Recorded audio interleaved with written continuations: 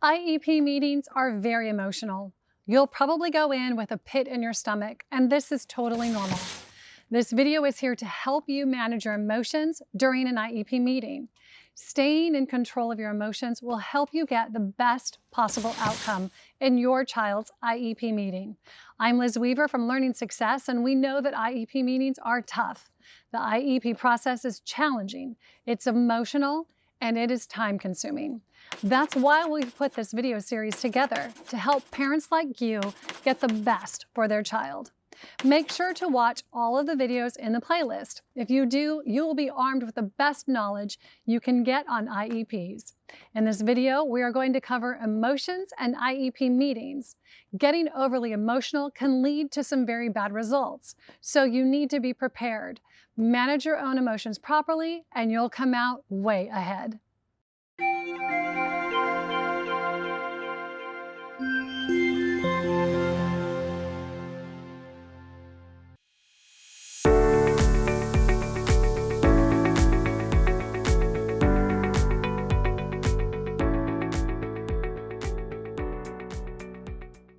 We've had an IEP in California, Illinois, and Massachusetts, and they all do things a little bit differently, but there are some universal truths to make it a little bit easier. Because when you walk into an IEP meeting, whether it is your first IEP meeting or your 17th, it's emotional. It is hard.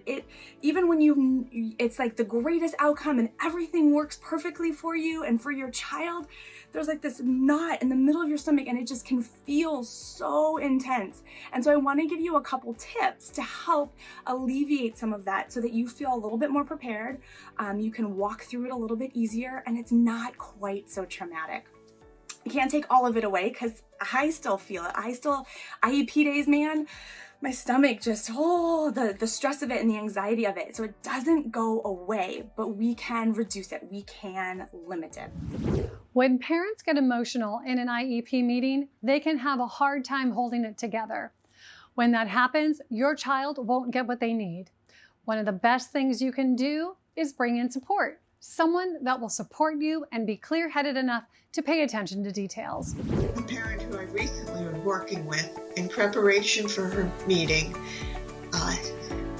did prepare for questions and concerns, but once at the meeting she said, "I did not ask for additional accommodations at this point. I more or less wanted to hear what her teachers and support staff had to say.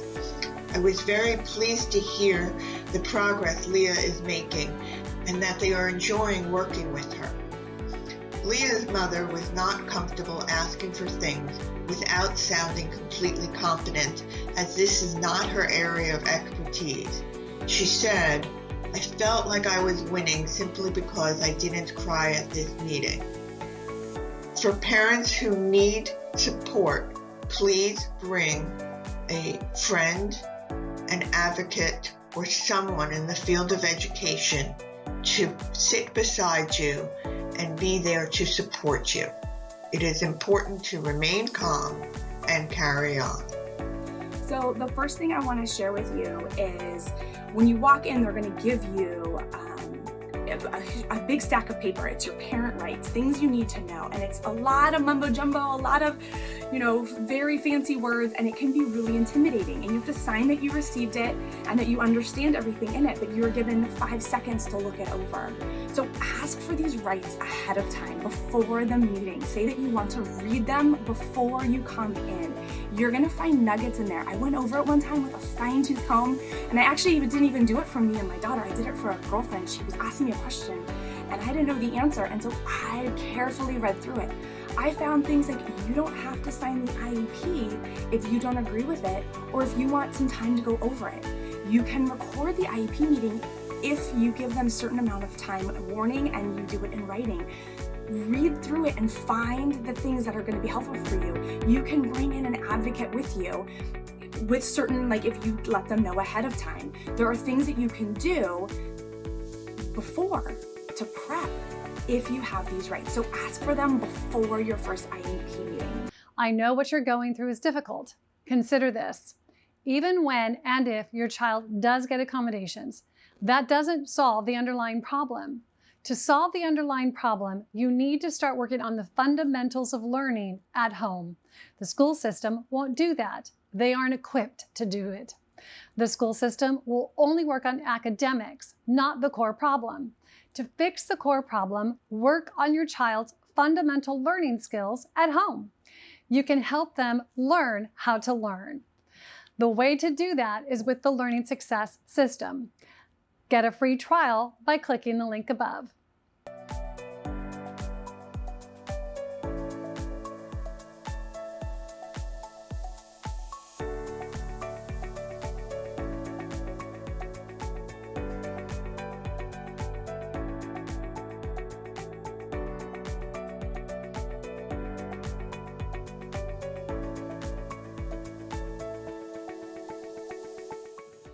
My biggest advice to parents when it comes to approaching these meetings is to remember that it is a team meeting. Everyone is on the same side, and that side is to try to get your child the accommodations that they need to be successful in the classroom, whether that's the general education classroom, whether it's a self-contained classroom, whether it's a classroom that's inclusive but has the aid of a special education teacher or assistant. The scale or the continuum of assistance for students varies pretty widely from age and grade and demonstrated need.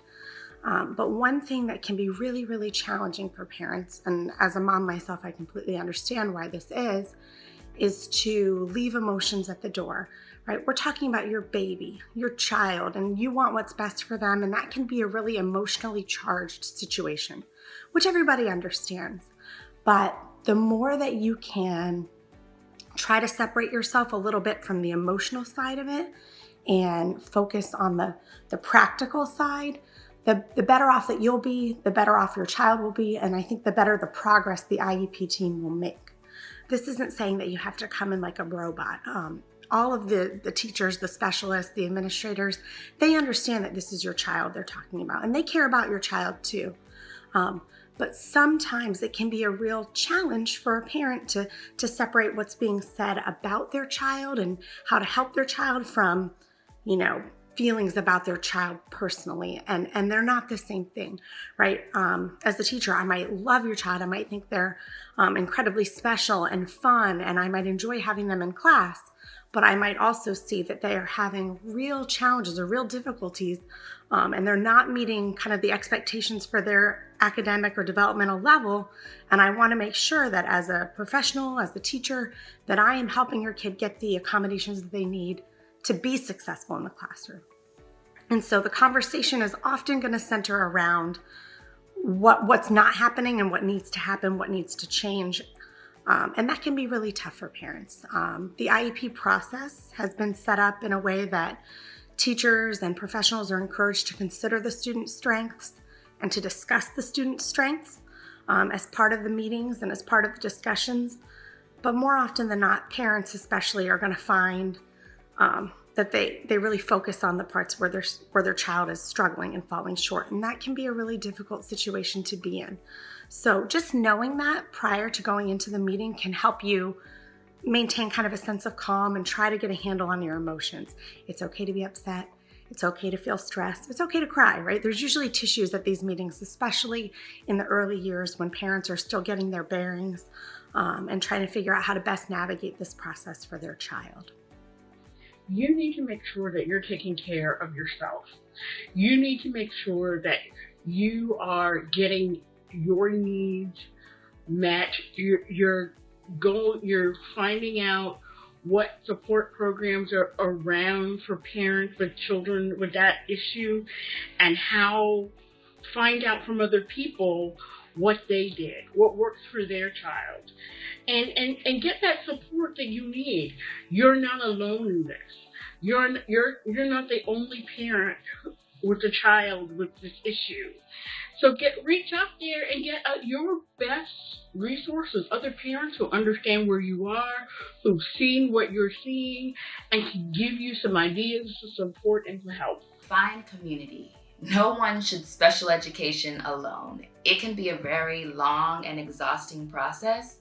And so I highly recommend that you find other parents who also have children in special education, If you can find individuals at your school or in your district, that's really helpful because they also have an understanding of how things work in those particular spaces. But I also think it's important to just generally find community around either parents who have children with the same disability or are just going through or dealing with the same types of issues. And there are a lot of online communities as well. Facebook has a lot of special education communities related to specific exceptionalities. And I think it's just really important to make sure that there's a space for you to gather information, to get encouraged, to be reminded that you need to take a break, to be reminded that you're doing a great job. And I will also state that with finding community, wherever possible, I highly, highly recommend that you take someone with you to an IEP meeting because they can often be really overwhelming. And sometimes even the dynamics of one parent surrounded by 8 to 12 educators can be intimidating. So I think it's really important to have someone with you for emotional support and also just another set of ears to hear what's going on and take notes. If they are diagnosed with a learning difference and you are at that initial IEP meeting, chances are you're feeling really overwhelmed because this is all new to you. And I think it's a good idea, especially in these initial IEP meetings, to bring another adult with you, another family member, significant other, a friend, who can be another set of ears. They can take notes, they can ask questions, they can hear the things that you might be missing because, again, you're really worried about the outcome. I want to thank you. I know you are a great parent. I know you are going to be able to manage your emotions and get the best for your child. How do I know? Well, because you watched this all the way through. That's why I know you'll do great with the Learning Success System. The Learning Success System will build up your child's learning micro skills. In the end, it's those skills that will give them what they need to succeed. Accommodations can be helpful along the way, but the real goal is to build up your child's learning skills, increase their self-esteem, their confidence, and help them manage any negative emotions that may come along. So, I want to give you a free trial. Just click that link in the description, and I'll see you in the members area.